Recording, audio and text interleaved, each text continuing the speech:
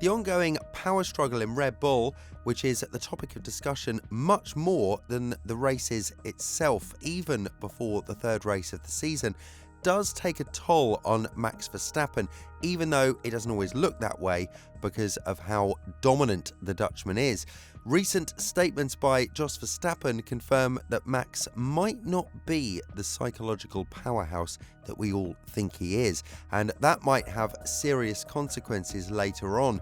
Could this affect Max's performances on the track, and will this actually give other drivers a chance? It's clear that Jos Verstappen has a strained relationship with everyone in Red Bull right now, and I think that Yuvida, the Thai owner of Red Bull, might consider a different business model of how Red Bull is structured, and he could potentially make Red Bull as a technology group outside of the main brand, and thus he would run it from the side, away from everything else. So naturally, Yuvida thinks that Horner is the man that would lead that side of Red Bull, and that's why the British team principal hasn't been sacked yet, which, to be honest, would be very easy to do amidst all the drama that's been going on recently. Now, the controversial figure, who is Jos Verstappen, of course, wants Max to drive in the best car possible, and on this channel we've said many things about Jos, but stupid is definitely not one of them. He would not have said the things that he has said if he didn't feel like it was best for Max, and this includes the comments that if Horner stays, Red Bull would implode. So you can obviously theorise, why would Jos think that Horner being gone is best for Max while in Milton Keynes? He does believe that this power struggle will go on for a while now, and heads are going to roll at some point. But whose head is anyone's guess. We still don't know who will eventually come out on top in this power struggle, and then we have Horner and the woman who accused him, who has now filed a complaint with the FIA and hired a new lawyer to appeal the result of the investigation. So this is all definitely far from over. So therefore, of course, the question is there, could Verstappen leave? Christian Horner has even said that if he wants to leave, they're not going to hold him to the contract, but they could theoretically, unless there is something in place where Verstappen connected his deal. He, of course, signed an extension in 2022, which will bring him up to 2028, a very long-term deal, which is still quite a long way from its conclusion. That takes him through this era, through the first several years of the next ground effect era, 2026 and beyond, and then we'll see what happens after that, I guess. There's been a general feeling, though, that Verstappen might retire after 2028, go do something else for a few years, and I feel like it's quite likely he will do that if the number of races keeps going up, and many of those similar factors. But will he be driving for Red Bull when they get to that point?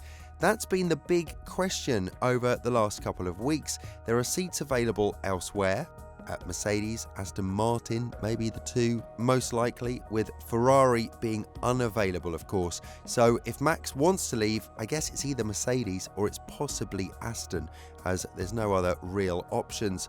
But could outside factors be the tipping point about Max staying in Formula One? Jos opened up about Max's focus during this whole situation and said that Max was good at staying focused, but can sometimes switch off. It's part of it, but it's also necessary to calm down. It is necessary to regain calm in the team, but given the circumstances, it will take some time, I think. I can't say much about it. Hopefully, they can concentrate on racing again soon, because that's what it's all about. The important thing is that he, Max, keeps winning whatever he does. The car is running very well, and between the engineers and him, there is also nothing wrong. Max can switch off a certain part, only he gets a lot of questions about it. He doesn't like that, but it's part of Formula One. If you're Max Verstappen right now, you're probably thinking about how silly the other teams look in comparison to Red Bull. I mean, the guy literally steamed iRacing up until 4 AM on the Sunday before the Jeddah Grand Prix, but then went on to absolutely dominate the race. So I guess he could be allowed to switch off every once in a while, and it won't have that many consequences that would otherwise threaten his championship chances. There has been a feeling, however, that Mercedes are up there in 2026 with Ferrari in terms of the engine development, and it might happen that those two cars are in contention for the title, which might be more towards what Verstappen is looking at. We have talked on the channel about Aston Martin not being completely ruled out, given Lance Stroll's history with getting Vettel, getting Alonso, obviously building their own massive factory. The Honda Works partnership, a team that Verstappen from an engineer side has lots of experience with, and they produce the best engine at the moment. So there is definitely something to be said on that. It has now turned up that the contract clause in place that supposedly existed, that was talked about a couple of weeks ago, does indeed exist and actually was made without the knowledge of Christian Horner, but only Marco, and he was able to do this because he's one of the two directors of Red Bull Racing, so he's able to act on the team's behalf. Now, this seems, I wouldn't say difficult to believe, because sometimes even in contract negotiations where you'd have thought it would have been scrutinised as much as possible, these things can still happen, and it seems remarkable that this could have, but it does seem quite plausible. Horner is the most powerful figure in Red Bull, so if this was done behind his back, it speaks volumes about the situation in Red Bull and how they're operating at the moment. The existence of the clause only appears to have become common knowledge in recent weeks, when Verstappen's future became a topic of public debate and the presence of the clause was mentioned openly. Red Bull has declined to comment though on the situation surrounding how or when this clause did end up in the contract, but its presence would suggest that it was a way of Marco protecting his position and Verstappen ensuring he had security about senior management. It also means that Verstappen has a crystal clear way out of Red Bull if needed, which proves his talk of being devoted to Marco is real. As he said recently about the management structure within the team being more important than driving the fastest car in F1, Verstappen said, "You know what it is? At the end of the day, it's about relationships within the team and communication. If things that are very important to you disappear in the team, then it will be an unworkable situation if that were to happen.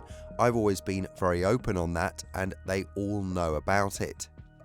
It's no wonder that rival teams like Mercedes and Aston Martin are keeping a watching brief over the latest Red Bull developments, because they know there could be a golden chance to land its star driver for next year. Something similar happened with Hamilton when he signed a new contract last year, as the contract we all thought was signed was a 2-year one, but it turned out to be a 1+1, and it could be terminated from both sides if they wanted to. The situation is truly remarkable, and it makes you wonder when these events happened, as it seems that when the deal was signed in 2022, everything appeared to be rosy and optimistic. After all, Dietrich Mateschitz was still alive at that time, and I believe the deal was finalised in early March 2022, and Mateschitz passed away around October 2022. So during that period, internal affairs at Red Bull seemed promising. However, since Matteschitz's death, there appears to have been a shift in dynamics. Suddenly, the opportunity to seize more power internally became apparent. Marco stepped in behind Horner's back, while rumours suggest that Horner has also engaged in secretive actions, such as approaching Yida, the 51% owners of Red Bull in Thailand, with proposals to acquire Red Bull technologies independently, as we talked about at the beginning of the video.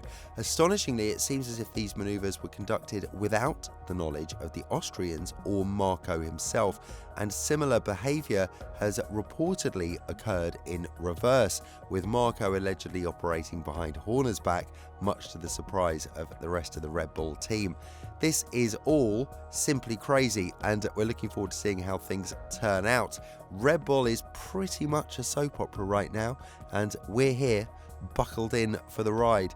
Do you think Red Bull will implode? Let us know your thoughts in the comments below. We'll see you in the next video as this saga develops more and more.